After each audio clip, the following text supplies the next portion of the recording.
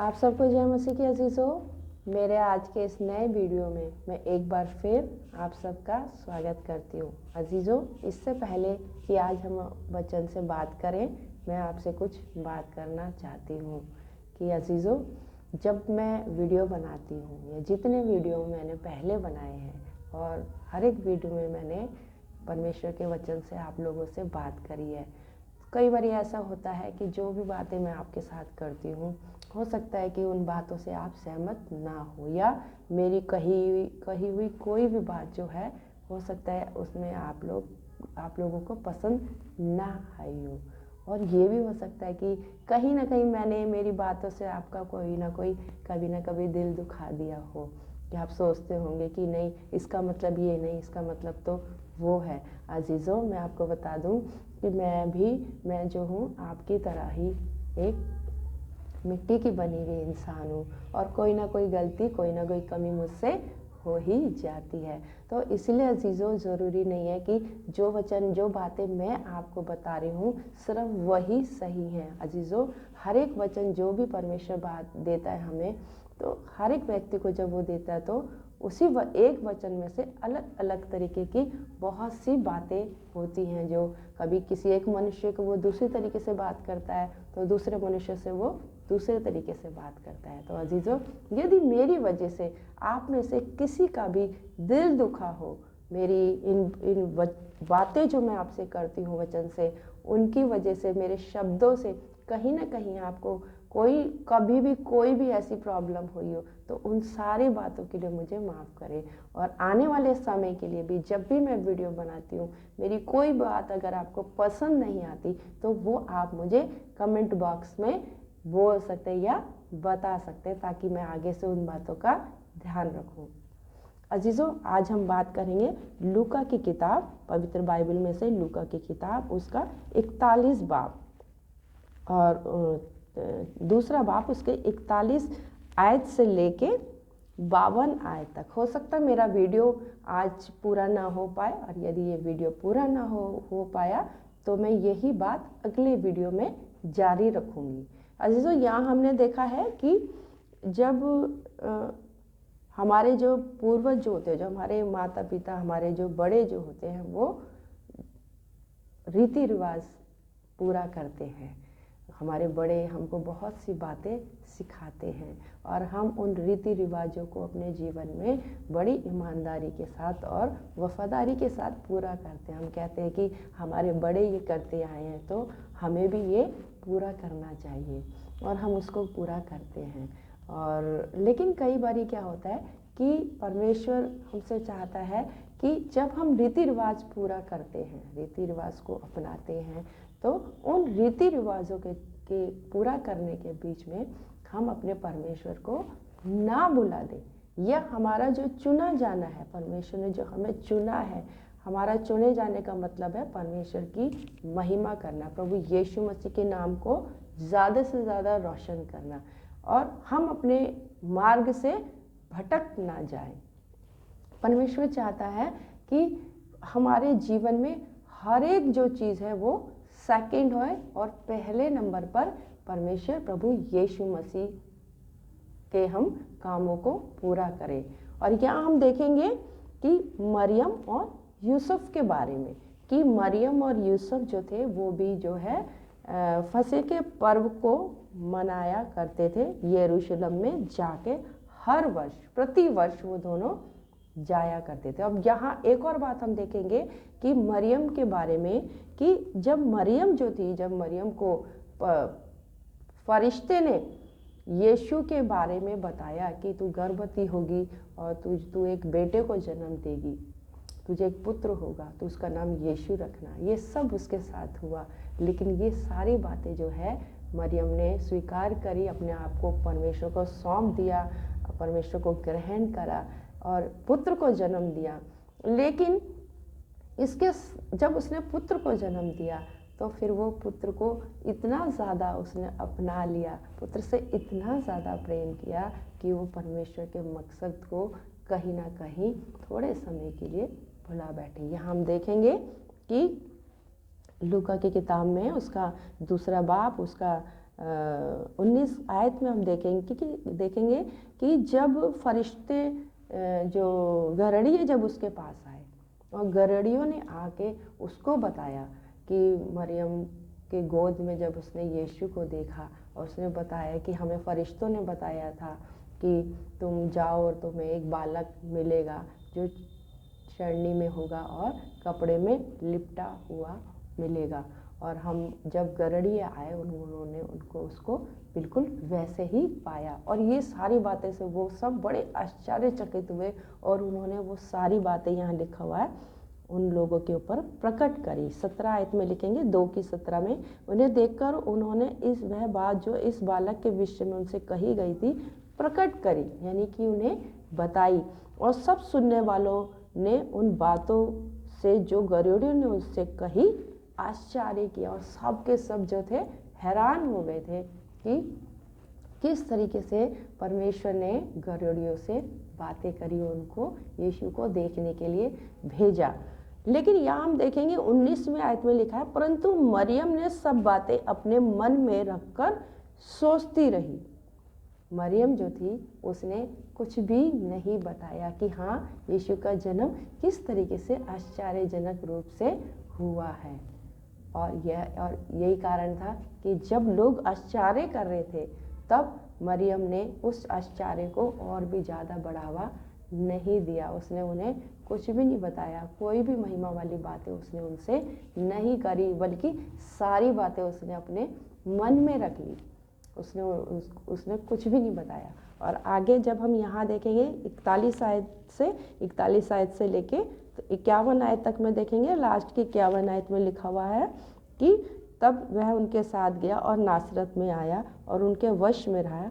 और उसकी माता ने ये सब बातें अपने मन में रखी। यहाँ पर भी जो था उसकी माता जो थी मरियम जो थी वो बातें अपने मन में ही रखे रही, यानी कि ये जो माता मरियम जो थी वो यीशु को पूरी तरीके से अपना चुकी थी और यीशु को अपना खुद का बेटा मानने लगी थी। और यही कारण था कि वो जो उसको सारे रीति रिवाज जो वो उससे करवाती थी और अपने साथ उसको लेके जाया करती थी।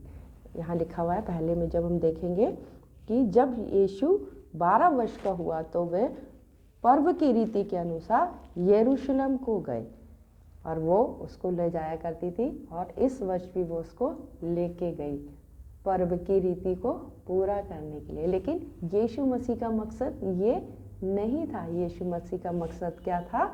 यीशु मसीह का मकसद था परमेश्वर की इच्छा को पूरा करना। बेशक मरियम जो थी इन बातों का जिक्र नहीं करती थी, लेकिन ये जो यीशु मसीह थे वो 12 वर्ष के हो चुके थे। और 12 वर्ष का जो बच्चा जो होता है वो काफ़ी समझदार हो जाता है और अपना अच्छा बुरा सही और गलत सब कुछ समझने लग जाता है। और यहाँ पर जब वो उसको लेके गई, क्योंकि वो तो परमेश्वर का पुत्र था, बेशक मरियम ने किसी से कोई बात ना कही हो, लेकिन यीशु मसीह जो थे वो अपने सिम्टम्स दिखाने लगे थे। वो बताने लगे थे अपने कामों से, अपनी आदतों से कि वो परमेश्वर के पुत्र हैं। और जब वो उसको लेके गई तब क्या हुआ, जब वह उन दिनों को पूरा करके लौटने लगे तो बालक यीशु यरूशलेम में रह गया और उसके माता पिता नहीं जानते थे और उसके माता पिता को पता ही नहीं चला।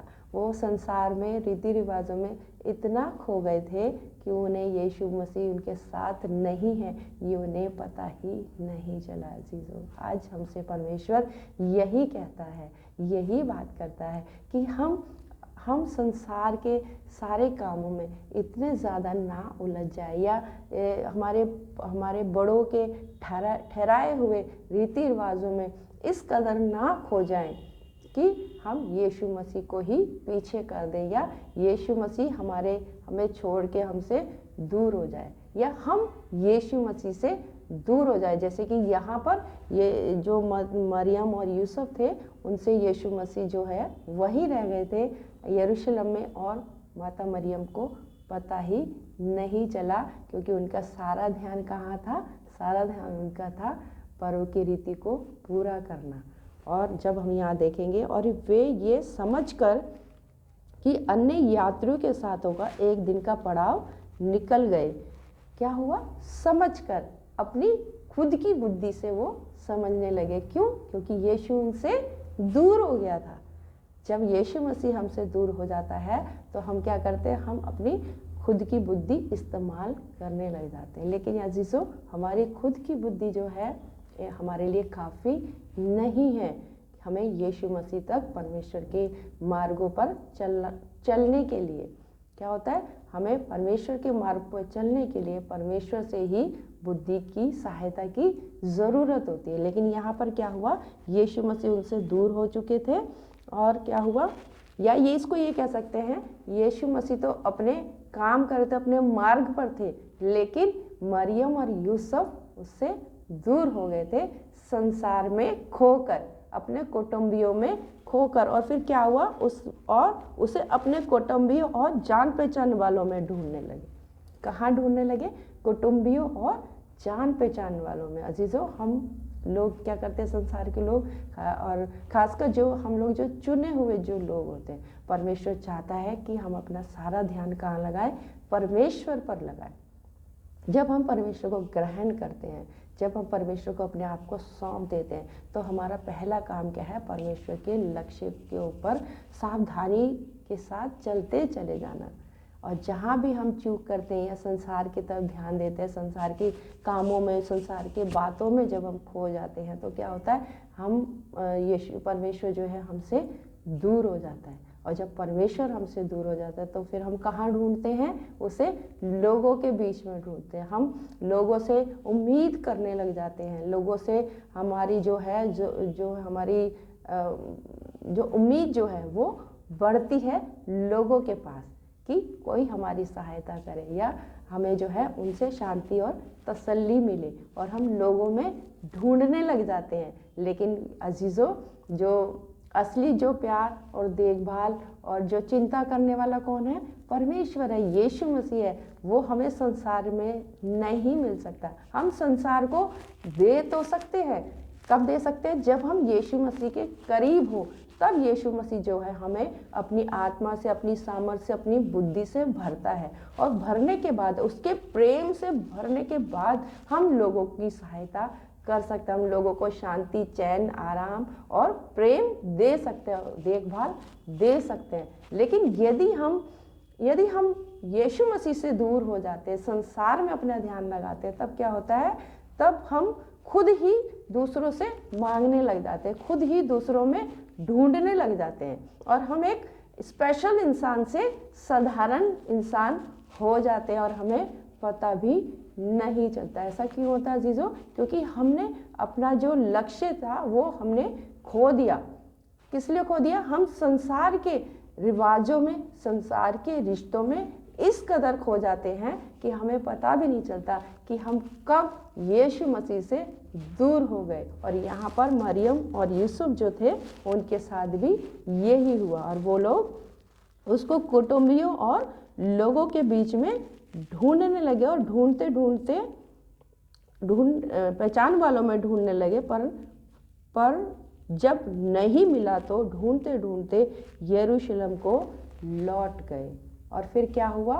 वो उसको जगह जगह ढूंढ रहे थे, जगह जगह वो उसको ढूंढ रहे थे, लोगों में ढूंढ रहे थे। और वो उसको ढूंढते ढूंढते क्या हुआ? 3 दिन बीत गए। यीशु मसीह 3 दिन के लिए, जब उसको क्रूस पे चढ़ाया गया था, तब क्या हुआ था? वो हमसे दूर हो गया था, और तीसरे दिन वो जी उठा था। और यहाँ पर भी क्या हुआ था? यहाँ पर ही वो जो था, यीशु मसीह को उन्होंने खो दिया था संसार के रीति रिवाजों में। और खोने के बाद क्या हुआ? तीसरे दिन वो उसको मिल गया। क्या हुआ? कहाँ मिला वो उसको? यरूशलेम में मिला। और जब उसको यरूशलेम में मिला तो क्या हुआ? 3 दिन के बाद उन्होंने उसे मंदिर में उपदेशकों के बीच में बैठे हुए और उनकी सुनते और उनसे प्रश्न करते हुए पाया, उससे प्रश्न करते हुए पाया। क्या हुआ? छोटा सा लड़का, 12 साल का लड़का जो था, उससे तमाम लोग क्या कर रहे थे? उससे पूछ रहे थे, क्वेश्चन पूछ रहे थे कि बड़ी बड़ी बातें वो उन लोगों के साथ कर रहा था। तो यीशु कहाँ था? यीशु वही था जहाँ पर यीशु को होना चाहिए, यानी कि मंदिर में।